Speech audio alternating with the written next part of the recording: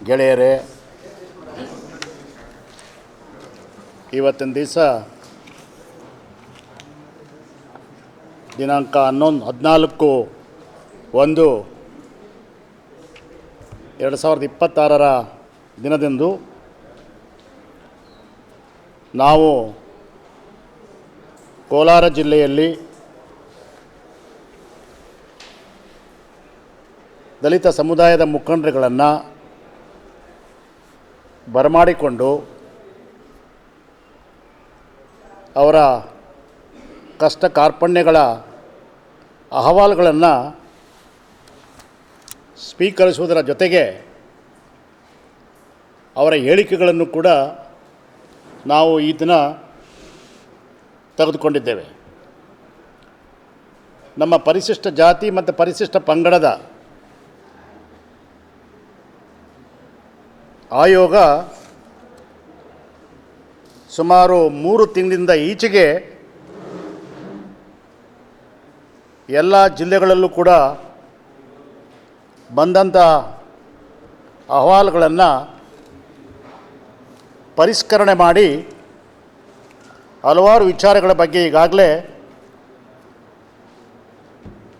ಏನೇನು ಕುಂದುಕೊರತೆಗಳಿದೆ, ಇಲಾಖೆಗಳಲ್ಲಿ ಹಣ ಖರ್ಚು ಮಾಡತಕ್ಕಂಥ ವಿಚಾರಗಳಲ್ಲಿ ಏನೇನು ನ್ಯೂನತೆಗಳಿದೆ, ಇವೆಲ್ಲವನ್ನು ಕೂಡ ನಾವು ಆಯೋಗದಲ್ಲಿ ಬಂದಂಥ ಅರ್ಜಿಗಳನ್ನು ಸಂಪೂರ್ಣವಾಗಿ ಪರಿಷ್ಕರಣೆ ಮಾಡಿ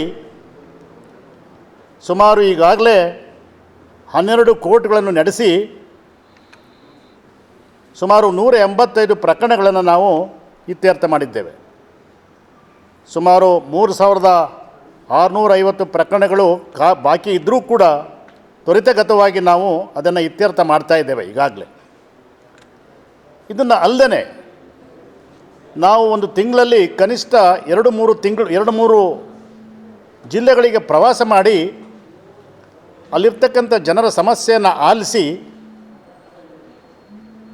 ಸಮಸ್ಯೆಗಳು ಅಲ್ಲೇ ಕೂಡ ತ್ವರಿತವಾಗಿ ಬಗೆಹರಿಯೋದಾದರೆ ಬೆಳಗಿನ ಸಂದರ್ಭದಲ್ಲಿ ಮುಖಂಡರುಗಳ ಸಭೆ, ಸಾಯಂಕಾಲದ ವೇಳೆಯಲ್ಲಿ ನಮ್ಮ ಎಲ್ಲ ಜಿಲ್ಲೆಯ ಅಧಿಕಾರಿಗಳು ಅಂದರೆ ಡೆಪ್ಯೂಟಿ ಕಮಿಷನರ್, SP, CEO ಮತ್ತು ಎಲ್ಲ ಸಂಬಂಧಪಟ್ಟ 32 ಇಲಾಖೆಗಳಿಗೆ ಸಂಬಂಧಪಟ್ಟಂಥ ಎಲ್ಲ ಅಧಿಕಾರಿಗಳು ಕೂಡ ಜೊತೆಗೂಡಿ ಇವರು ಹೇಳಿರ್ತಕ್ಕಂಥ ಸಮಸ್ಯೆಗಳಿಗೆ ಯಾವ ರೀತಿ ಪರಿಹಾರವನ್ನು ಕಂಡುಹಿಡಿಬೇಕು ಅಂತಕ್ಕಂಥದ್ದು ಕೂಡ ಚರ್ಚೆ ಮಾಡಲಿಕ್ಕೋಸ್ಕರ ಇವತ್ತಿನ ದಿನ ನಾವು ಕೋಲಾರ ಜಿಲ್ಲೆಗೆ ಬಂದಿದ್ದೇವೆ. ಸವಿಸ್ತಾರವಾಗಿ ತಮಗೆ ಹೇಳಬೇಕು ಅಂತಂದರೆ, ಇವತ್ತು ಮುಖಂಡರುಗಳು ಕೋಲಾರ ಜಿಲ್ಲೆ ಅತಿ ಹಿಂದುಳಿದ ಜಿಲ್ಲೆ, ಮಳೆಗಾಲ ಬಂದರೆ ಇಲ್ಲಿ ನಾವು ಬೆಳೆಯನ್ನೇ ಬೆಳೀಲಿಕ್ಕಾಗ್ತದೆ, ಇಲ್ಲ ಅಂತಂದರೆ ಭಾಳ ಕಷ್ಟ ಕಾರ್ಪಣ್ಯಗಳಿಂದ ನಾವು ಇಲ್ಲಿ ಕಷ್ಟವನ್ನು ಅನುಭವಿಸ್ತಾ ಇದ್ದೇವೆ ಅಂತಕ್ಕಂಥ ಮಾತುಗಳನ್ನು ಕೂಡ ನಮ್ಮ ಮುಖಂಡರುಗಳು ಹೇಳಿದ್ದಾರೆ. ಬಹುಮುಖ್ಯವಾಗಿ ಇಲ್ಲಿ ಪರಿಶಿಷ್ಟ ಜಾತಿ ಮತ್ತು ಪರಿಶಿಷ್ಟ ವರ್ಗದ ಜನಸ್ತೋಮ ಈ ಹಿಂದುಳಿದ ಜಿಲ್ಲೆಯಲ್ಲಿ ಹಲವಾರು ಸಮಸ್ಯೆಗಳನ್ನು ನಮ್ಮ ಮುಂದೆ ತೆರೆದಿಟ್ಟಿದ್ದಾರೆ. ಅದರಲ್ಲೂ ಕೂಡ ಸ್ಮಶಾನ ಭೂಮಿಯನ್ನು ಪ್ರತಿ ಹಳ್ಳಿಗಳಲ್ಲೂ ಕೂಡ ಎಲ್ಲೆಲ್ಲಿ ಜನಸಂಖ್ಯೆ ಇದೆ ಅಲ್ಲಿ ಯಾವುದೇ ಕಾರಣಕ್ಕೂ ಕೂಡ ವಿಳಂಬ ಮಾಡ್ದೇ ಸ್ಮಶಾನ ಭೂಮಿಯನ್ನು ಕೊಡಿಸ್ಬೇಕು, ಅದನ್ನು ತ್ವರಿತಗತಿವಾಗಿ ಜಿಲ್ಲಾಡಳಿತ ಮಾಡಲೇಬೇಕು ಅಂತಕ್ಕಂಥ ಮಾತನ್ನು ಸವಿಸ್ತಾರವಾಗಿ ಹೇಳಿದ್ದಾರೆ. ಅದಲ್ಲದೆ ಏನು ಈ ಒಂದು ಜಿಲ್ಲೆ ದೊಡ್ಡ ಜಿಲ್ಲೆ ಆದರೂ ಕೂಡ ಒಂದು ಭವ್ಯವಾದಂಥ ಅಂಬೇಡ್ಕರ್ ಭವನ ಇಲ್ಲ. ಇಲ್ಲಿ ಇರ್ತಕ್ಕಂಥ ಒಂದು ಅಂಬೇಡ್ಕರ್ ಭವನದಲ್ಲಿ ಅಧಿಕಾರಿಗಳು ಅಲ್ಲಿ ಕೆಲಸ ಮಾಡ್ತಾಯಿದ್ರೆ ಹೊರತು ಅದು ನಮಗೆ ಯಾವುದೇ ಥರವಾದಂಥ ಪ್ರಯೋಜನ ಇಲ್ಲ. ಅದನ್ನು ತ್ವರಿತಗತವಾಗಿ ನೀವು ಸರ್ಕಾರದ ಗಮನವನ್ನು ಸೆಳೆದು ಇಲ್ಲಿ ಅಂಬೇಡ್ಕರ್ ಭವನ, ದೊಡ್ಡ ಅಂಬೇಡ್ಕರ್ ಭವನ ಇಲ್ಲಿ ಆಗಲೇಬೇಕು ಅಂತಕ್ಕಂಥ ಮಾತನ್ನು ನಮ್ಮ ಎಲ್ಲ ಮುಖಂಡರುಗಳು ಸರ್ವಾನುಮತದಿಂದ ಹೇಳಿದ್ದಾರೆ. ಬಹುಮುಖ್ಯವಾಗಿ ಇಲ್ಲಿ ಅಟ್ರಾಸಿಟಿ ಕಾಯ್ದೆ, ಏನು ಪ್ರಿವೆನ್ಷನ್ ಆಫ್ ಅಟ್ರಾಸಿಟೀಸ್ ಆ್ಯಕ್ಟ್ ಅಂತ ಹೇಳ್ತೇವೆ, ಅದು ಆದಷ್ಟು FIR ಆದ ಕೂಡಲೇ ಇಮಿಡಿಯೇಟಾಗಿ ಅವ್ರನ್ನ ಅರೆಸ್ಟ್ ಮಾಡಬೇಕು, ಚಾರ್ಜ್ ಶೀಟ್ ಹಾಕಬೇಕು, ಮತ್ತು ಸಾಕ್ಷಿಗಳ ಒಂದು ಗಮನವನ್ನು ಇವರು ನಾಶ ಮಾಡಬಾರ್ದು, ಆದಷ್ಟು ಬೇಗ ಅದನ್ನು ತೀರ್ಮಾನ ತೆಗೆದುಕೊಳ್ತಕ್ಕಂಥ ವ್ಯವಸ್ಥೆ ಮಾಡಬೇಕು ಪೊಲೀಸ್ ಡಿಪಾರ್ಟ್ಮೆಂಟವರು ಅಂತ ಹೇಳ್ಬಿಟ್ಟು ಅವರು ಹೇಳಿದ್ದಾರೆ. ಅದಕ್ಕೆ ಅವ್ರಿಗೆ ನಾನು ಅವರ ಗಮನವನ್ನು ಸೆಳೆದಿದ್ದೇನೆ. ಅಂಥ ಲೋಪದೋಷಗಳೇನಾದ್ರು ಈ ಒಂದು ಜಿಲ್ಲೆಯಲ್ಲಿ ಇತ್ತಂತಂದರೆ ಅಂಥ ಅಧಿಕಾರಿಗಳಿಗೆ ಈ ಒಂದು ಆಯೋಗ ನಿರ್ದಾಕ್ಷಣ್ಯ ಇಲ್ಲದೇ ಕ್ರಮ ತೆಗೆದುಕೊಳ್ತದೆ ಅಂತಕ್ಕಂಥ ಮಾತನ್ನು ಕೂಡ ನಾನು ಹೇಳಿದ್ದೇನೆ. ಇದಲ್ಲದೆ ಬಹುಮುಖ್ಯವಾಗಿ ಅಸಿಸ್ಟೆಂಟ್ ಕಮಿಷನರ್ ಆಫೀಸ್ ಮತ್ತು ತಾಲೂಕು ಆಫೀಸ್ಗಳಲ್ಲಿ ಜನರು ಹೋದಾಗ ಅಧಿಕಾರಿಗಳು ಸಿಗ್ತಾನೇ ಇಲ್ಲ, ಅಧಿಕಾರಿಗಳು ಅಹವಾಲುಗಳನ್ನು ಕೇಳ್ತಕ್ಕಂಥ ವ್ಯವಸ್ಥೆನೇ ಇಲ್ಲ. ಅಧಿಕಾರಿಗಳು ಏನಿದ್ರು ಕೂಡ ಸಾಯಂಕಾಲ 5 ಗಂಟೆ 6 ಗಂಟೆ ಮೇಲೆ ಬರ್ತಾರೆ. ಅದಕ್ಕೋಸ್ಕರ ಒಂದು ಸಮಯವನ್ನು ನಿಗದಿ ಮಾಡಿ ಅವರಿಗೆ ಒಂದು ನಾಮಫಲಕವನ್ನು ಹಾಕಿಸಿ ಅಲ್ಲಿಗೆ ಅಧಿಕಾರಿಗಳು ನಾಮಫಲಕ ಇರೋದಿಲ್ಲ ಅಂತಂತಂದ್ರೆ ನಾವು ಹೋಗೋದೇ ಇಲ್ಲ ಅಲ್ಲಿಗೆ.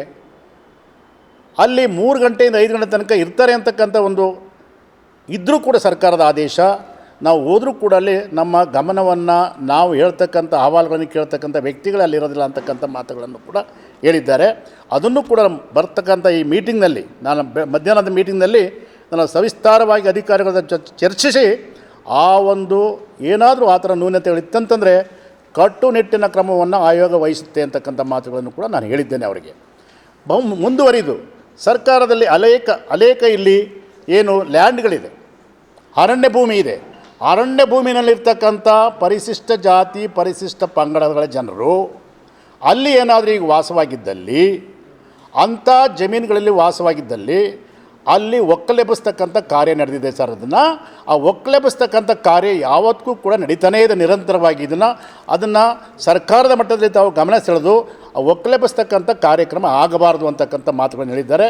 ಇದನ್ನು ನಾನು ಗಂಭೀರವಾಗಿ ನಮ್ಮ ಆಯೋಗ ಪರಿಗಣಿಸಿ ಅದಕ್ಕೆ ಏನು ಮಾಡಬೇಕು, ಸದ್ಯಕ್ಕೆ ನಾವು ಏನು ಮಾಡ್ಬೋದು ಅಂತಂದರೆ ಅವ್ರು ಒಕ್ಕಲೆಬ್ಬಿಸ್ತಾ ಇದ್ದಂಗೆ ನಾವು ಒಂದು ಸುತ್ತೋಲೆಯನ್ನು ಹೊರಡಿಸ್ಬೇಕು ಅಂತಕ್ಕಂಥ ಮಾತುಗಳನ್ನು ಕೂಡ ನಾವು ಈಗಾಗಲೇ ನಮ್ಮ ಮುಖಂಡಗಳ ಹತ್ರ ಮಾತಾಡಿದ್ದೀನಿ ನಾನು.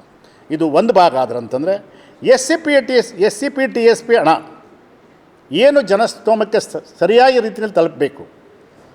ಒಂದು ವೇಳೆ ಆ ಹಣ 2023, 24, 2024, 25ರಲ್ಲಿ ಯಾವ ಇಲಾಖೆಯಿಂದ ಮಾಡಲಿಲ್ಲ, ಒಂದು ವೇಳೆ ಸರ್ಕಾರಕ್ಕೆ ಏನಾದ್ರು ವಾಪಸ್ ಹೋಗಿದ್ದರೆ ಆ ಹಣ ಖರ್ಚು ಮಾಡದೇ ನಿರ್ದಾಕ್ಷಣ್ಯ ಇಲ್ಲದೇ ಅಧಿಕಾರಿಗೆ ನಾವು ಈ ಆಯೋಗ ಶಿಸ್ತು ಕ್ರಮವನ್ನು ತೆಗೆದುಕೊಳ್ಳುತ್ತೆ ಅಂತಕ್ಕಂಥ ಮಾತನ್ನು ಈಗಾಗಲೇ ನಮ್ಮ ಮುಖಂಡರ ಜೊತೆ ಹೇಳಿದ್ದೀನಿ ನಾನು.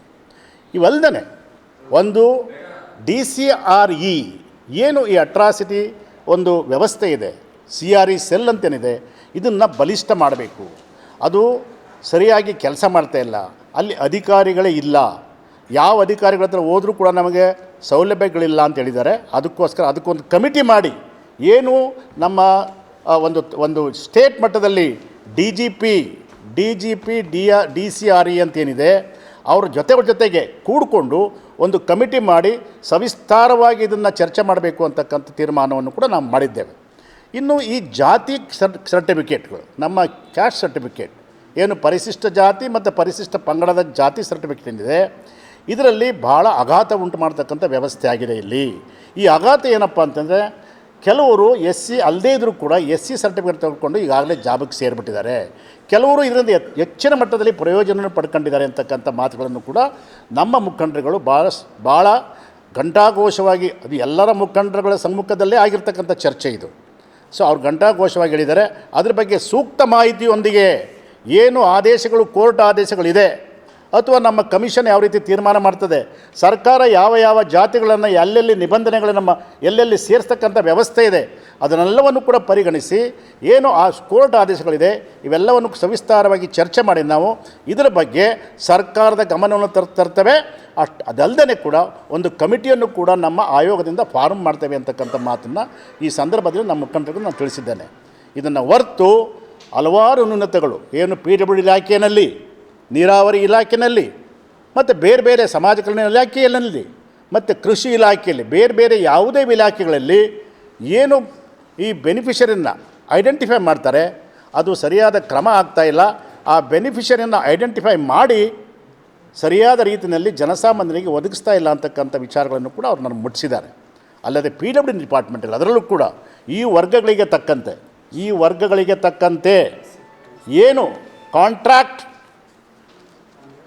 ಹುದ್ದೆಗಳನ್ನು ಕೊಡಬೇಕು, ಕಾಂಟ್ರಾಕ್ಟ್ ಉದ್ಯಮಗಳನ್ನು ಕೊಡಬೇಕು. ಉದ್ಯಮದಾರರಿಗೆ ಯಾರು ಎಂಟ್ರಪ್ರನರ್ ಇದ್ದಾರೆ ಅಂಥ ಜನಕ್ಕೆ ಕಾಂಟ್ರಾಕ್ಟ್ಗಳನ್ನು ಕೊಡಬೇಕು ಅಂತ ಸರ್ಕಾರದ ಆದೇಶ ಇದೆ. ಸರ್ಕಾರದ ಆದೇಶಗಳನ್ನು ಕಟ್ಟುನಿಟ್ಟಾಗಿ ಪಾಲಿಸಬೇಕು. ಸರ್ಕಾರದ ಆದೇಶಗಳನ್ನು ಕಟ್ಟುನಿಟ್ಟಾಗಿ ಪಾಲಿಸದೇ ಇರತಕ್ಕಂಥ ವ್ಯವಸ್ಥೆ ಏನಾದ್ರು ಬಂದಿದ್ದರೆ ಇಲ್ಲಿ, ಅದಕ್ಕೂ ಕೂಡ ನಾವು ಗಂಭೀರವಾಗಿ ಆಯೋಗ ಭಾಳ ತುಲನಾತ್ಮಕವಾಗಿ ಯೋಚನೆ ಮಾಡಿ ಆಯೋಗ ಅವ್ರ ಮೇಲೆ ಶಿಸ್ತು ಕ್ರಮ ತೆಗೆದುಕೊಳ್ತೇವೆ ಅಂತಕ್ಕಂಥ ಮಾತನ್ನು ಕೂಡ ನಾನು ಹೇಳಿದ್ದೇನೆ. ಇದನ್ನು ಹೊರತು ಸವಿಸ್ತಾರವಾಗಿ ಹೇಳ್ಬೇಕಂತಂದರೆ ಇಲ್ಲಿ ಈ ಜಿಲ್ಲೆಯಲ್ಲಿ ಹಲವಾರು ಜಮೀನುಗಳು ಕೆ ಇ ಡಿ ಬಿ ಜಮೀನುಗಳು ಈಗಾಗಲೇ ಉದ್ಯೋಗಕ್ಕೋಸ್ಕರ ಮೀಸಲಾಗಿರ್ತಕ್ಕಂಥ ಜಮೀನುಗಳು, ಅಲ್ಲಿ 2 ಎಕರೆನೋ 1 ಎಕರೆನೋ ಕೊಟ್ಟಿರ್ತಾರೆ. ಅಂಥ ಜಮೀನುಗಳನ್ನು ಲಾಸ್ ಆಗಿರ್ತಕ್ಕಂಥ ಅಕ್ವೈರ್ ಮಾಡಿರ್ತಕ್ಕಂಥ ಏನು ಈ ಕೆ ಇ ಡಿ ಬಿ ಜಮೀನುಗಳು ಈಗ ಪರಿಶಿಷ್ಟ ಜಾತಿ ಮತ್ತು ಪರಿಶಿಷ್ಟ ವರ್ಗಗಳಿಂದ ಅಕ್ವೈರ್ ಆಗಿರುತ್ತೆ. ಎಷ್ಟು ಅಕ್ವೈರ್ ಆಗಿದೆ ಅದರಲ್ಲಿ ಏನು ಒಂದು ರೂಲ್ ಮಾಡಿದ್ದಾರೆ, ಅಟ್ಲೀಸ್ಟ್ ಅರ್ಧ ಎಕರೆನರು ಕೂಡ ಆ ಜಮೀನನ್ನು ಆ ಒಂದು ಜನಾಂಗಕ್ಕೆ ಬಿಟ್ಕೊಡ್ಬೇಕು ಅಂತಕ್ಕಂಥ ಅಹವಾಲನ್ನು ಕೂಡ ಕೊಟ್ಟಿದ್ದಾರೆ. ಇದನ್ನು ಸಂಬಂಧಪಟ್ಟ ಅಧಿಕಾರಿಗಳಿಗೆ ನಾವು ಪತ್ರ ಮಕ್ಕೆಯನ್ನು ಬರೆದು ಅದನ್ನು ಕೂಡ ಚಾಚು ತಪ್ಪದೆ ಮಾಡ್ತೀವಿ ಅಂತಕ್ಕಂಥ ಮಾತನ್ನು ನಮ್ಮ ಮುಖಂಡರುಗಳಿಗೆ ನಾನು ಈಗಾಗಲೇ ತಿಳಿಸಿದ್ದೇನೆ. ಇದನ್ನು ಹೊರತು ಹಲವಾರು ನ್ಯೂನತೆಗಳಿದೆ. ಅಧಿಕಾರ ನಡೆಸ್ತಕ್ಕಂಥ ವ್ಯವಸ್ಥೆಯಲ್ಲಿ ಹಲವಾರು ಇಲಾಖೆಗಳಿಗೆ ಭಾಳ ನ್ಯೂನತೆಗಳಿದೆ. ಇದನ್ನೆಲ್ಲವನ್ನು ಕೂಡ ಗಂಭೀರವಾಗಿ ನಮಗೆ ಹೇಳಿದ್ದಾರೆ, ಪತ್ರ ಮುಖೇನ ಕೂಡ ಬರೆದು ಕೊಟ್ಟಿದ್ದಾರೆ. ಅದನ್ನೆಲ್ಲವನ್ನು ಕೂಡ ನಾನು ಮಧ್ಯಾಹ್ನದ ಮೀಟಿಂಗ್ನಲ್ಲಿ ನಮ್ಮ ಅಧಿಕಾರಿಗಳ ಜೊತೆ ಚರ್ಚೆ ಮಾಡಿ ಆದಷ್ಟು ಮಟ್ಟಿಗೆ ಶೀಘ್ರವಾಗಿ ಎಷ್ಟರ ಮಟ್ಟಿಗೆ ಅವ್ರಿಗೆ ನ್ಯಾಯ ದೊರಕಿಸ್ಕೊಡ್ತಕ್ಕಂಥ ವಿಚಾರದಲ್ಲಿ ವಿಳಂಬ ಮಾಡೋದಿಲ್ಲ ಅಂತಕ್ಕಂಥ ಮಾತನ್ನು ಕೂಡ ನಾನು ಹೇಳಿದ್ದೇನೆ. ಅದಲ್ಲದೆ ಇನ್ನು ಮುಂದೆ ಬರ್ತಕ್ಕಂಥ ಇನ್ನು 3-4 ತಿಂಗಳಾದ ಮೇಲೆ ನಮ್ಮ ಏನು ಆಯೋಗಕ್ಕೆ ಇವ್ರು ಏನಾರು ಅರ್ಜಿ ಸಲ್ಲಿಸ್ಬೇಕಂತಂದರೆ ಅಲ್ಲಿಗೆ ಬಂದೇ ಅರ್ಜಿ ಸಲ್ಲಿಸಬೇಕಾದಂಥ ಅವಶ್ಯಕತೆ ಇಲ್ಲ. ಆನ್ಲೈನ್ ಮೂಲಕ ಇನ್ನು 3-4 ತಿಂಗಳಾದ ನಂತರ ಆನ್ಲೈನ್ ಮೂಲಕ ತಮ್ಮ ಕಷ್ಟ ಕಾರ್ಪಣ್ಯಗಳಿಗೆ ಅವರು ಆನ್ಲೈನ್ ಮೂಲಕನೇ ಅರ್ಜಿ ಸಲ್ಲಿಸ್ಬೋದು ಅಂತಕ್ಕಂಥ ಮಾತುಗಳನ್ನು ಕೂಡ ನಾವೀಗಾಗಲೇ ನಮ್ಮ ಆಯೋಗ ತೀರ್ಮಾನ ತೆಗೆದುಕೊಂಡಿದೆ ಅಂತಕ್ಕಂಥ ಮಾತನ್ನು ನಮ್ಮ ಗಂಭೀರವಾದಂಥ ವಿಚಾರ ಇದು. ಅದನ್ನು ಕೂಡ ನಾನು ಈಗಾಗಲೇ ನಮ್ಮ ಮುಖಂಡಗಳಿಗೆ ಹೇಳಿದ್ದೇನೆ. ಮತ್ತೇನಾದರೂ ಪ್ರಶ್ನೆ ಇದ್ದರೆ ತಾವು ಕೇಳಿ.